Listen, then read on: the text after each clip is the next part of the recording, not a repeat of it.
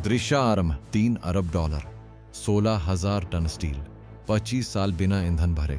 दुनिया में केवल 150 परमाणु पनडुब्बियां मौजूद हैं। ब्रिटेन की बैरो इनफर्नेस शिपयार्ड में यह सब संभव होता है 4 लाख किलोमीटर तार और 10 लाख घटकों के साथ। खंड संभव द वनस। देखें कैसे 8 विशाल स्टील खंड 5 वर्षों में दुनिया की सबसे शक्तिशाली युद्धपोत में बदलते हैं। सुबह 6 बजे डेवनशायर डॉक हॉल में 200 मीटर लंबे हैंगर में काम शुरू होता है। 600 विशेषज्ञ इलेक्ट्रिशियन से लेकर परमाणु इंजीनियर तक इंस्टीट्यूट श्रेणी की पनडुब्बी निर्माण में लगे हैं।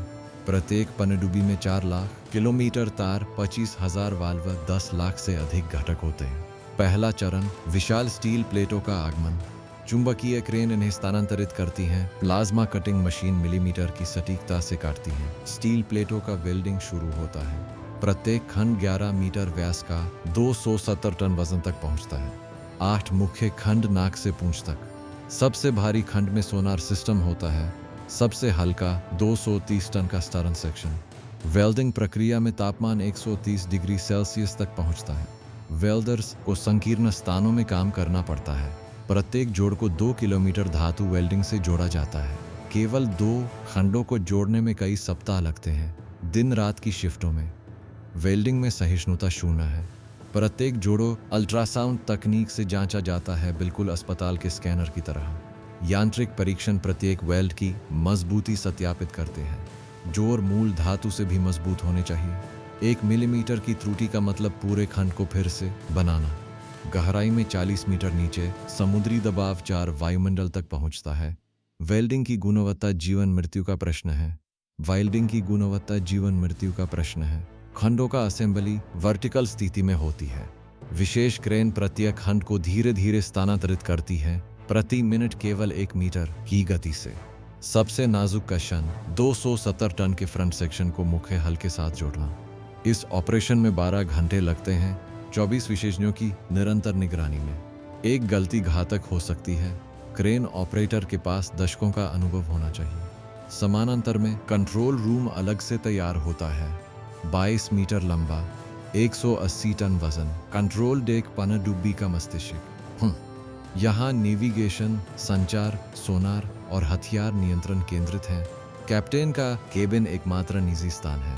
नीचे की मंजिल में चालक दल के लिए रसोई और आराम के क्षेत्र। आधुनिक सुविधाएं, मोबाइल चार्जर, बेहतर वेंटिलेशन। सोनार सिस्टम इतना संवेदनशील है कि साउथहैम्पटन से न्यूयॉर्क के जहाज की आवाज सुन सकता है। पैसिव सोनार अपना डेटा प्रोसेसिंग केंद्र में भेजता है। पनडुब्बी की स्टील क्षमता उसकी सबसे महत्वपूर्ण विशेषता है। 40,000 रबर प्लेटों से कवर दोहरा कार्य। दुश्मन रडार से अदृश्य और ध्वनि अवशोषण। उन्नत डैम्पिंग सिस्टम इसे दुनिया की सबसे शांत पनडुब्बी बनाते हैं। 3 गुना अधिक उपकरण सतही जहाज की तुलना में। अधिकांश स्थान परमाणु रिएक्टर, मोटर और डीजल जनरेटर सिस्टम घेरते हैं। चालक दल सप्ताहों तक पानी के नीचे जीवित रह सकता है। यदि रिएक्टर विफल हो जाए, डीजल जनरेटर तुरंत सक्रिय हो जाते हैं। लेकिन खुले समुद्र में यह गंभीर स्थिति होगी। बगेस मॉनिटरिंग सिस्टम का इंस्टॉलेशन जीवन रक्षक है। आर्गन गैस डिटेक्टर्स उच्च सांद्रता में घातक। वैज्ञानिक और इंजीनियरों की टीम लगातार नई सामग्री विकसित करती है। तन्यता और प्रभाव परीक्षण प्रत्येक घटक को सबसे कठोर मानकों के अनुरूप सुनिश्चित करते हैं। 10 लाख से अधिक पुर्जे 300 से कम कामगारों द्वारा हस्तांतरित किए जाते हैं।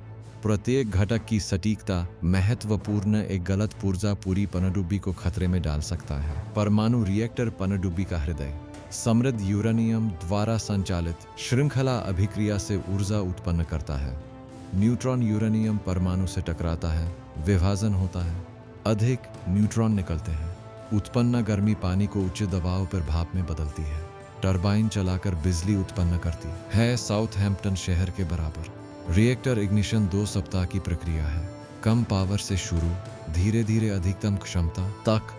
पूरी प्रक्रिया अतिगुप्त विशेषज्ञों द्वारा संपन्न होती है, शिपयार्ड कर्मचारी नहीं। एक बार चालू होने पर 25 साल तक बिना रिफ्यूलिंग के चल सकता है।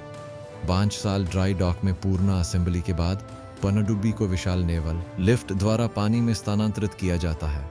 यह लिफ्ट 16,000 टन तक का भार उठा सकती है। डॉक पहुंचने पर अंतिम समायोजन और जल परीक्षण होते हैं। हथियार प्रणाली की जांच। स्पीयर टॉर्पीडो 65 किलोमीटर तक मार कर सकते हैं। टॉमहॉक मिसाइल 1000 किलोमीटर तक। युद्धाभ्यास सिमुलेशन में चालक दल का प्रशिक्षण, कंट्रोल रूम में प्रक्षेपवक्र और लक्ष्य स्थिति की गणना।